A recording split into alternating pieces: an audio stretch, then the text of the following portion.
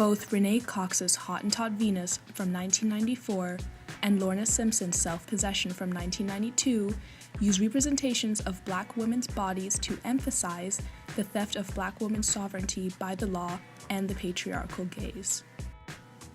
Lorna Simpson is a Black woman artist from New York, known for her use of text and photography. In Self-Possession, she uses a Polaroid frontal image to represent a woman's torso, dressed in black with red-gloved hands framing her reproductive organs. Over her abdomen, the words, "is 9/10 of the law" are displayed in white text. The use of the color red evokes the notion of blood and draws the focus of the image to the reproductive organs.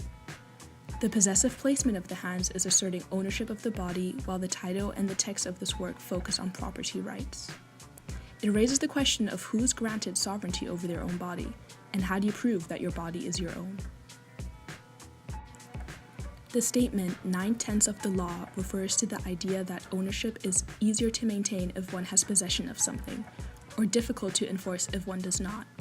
It is emphasizing the legal truth that every claimant must succeed by the strength of his own title, and not by the weakness of his antagonists. This can be further unpacked by looking at Cheryl Harris's Whiteness as Property. The text addresses the notion that through slavery, race and economic domination were fused. She addresses that whiteness was seen as a legal status that guaranteed a person legal rights to their property, that is, all of a person's legal rights. Whiteness acted as a protection to commodification.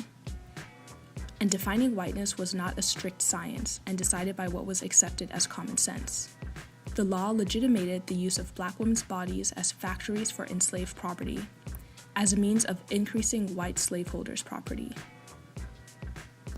Simpson's multimedia work asserts the rights Black women should have to their own body and references how the patriarchal gaze believes they have a claim over Black women's bodies. Renee Cox is a well-known Jamaican-American artist whose work is often focused on the human body. Hottentot Venus incorporates the use of the artist's own body to represent how Black women's bodies have historically been assigned sexual significance by whites to specific body parts. The use of plastic molds over her breast and buttocks emphasizes the attention that these areas are given. The title of the work refers to Sarah Bartman, often referred to as the Hottentot Venus, who was a South African slave who was exhibited in various countries due to her large posterior and was seen by the colonizing powers as ugly and abnormal. The use of manufactured material on the breast and buttocks also exemplifies the notion of a capitalized produced gaze of a patriarchal society. Throughout history, the Black woman's posterior has been used as a sex symbol, as an indication of her fertility. The use of Renee Cox's body and subject position within the work asserts how the history of Sarah Bartman influences Black women of the diaspora. The use of black and white photography adds a timelessness to the piece, adding to its relevance.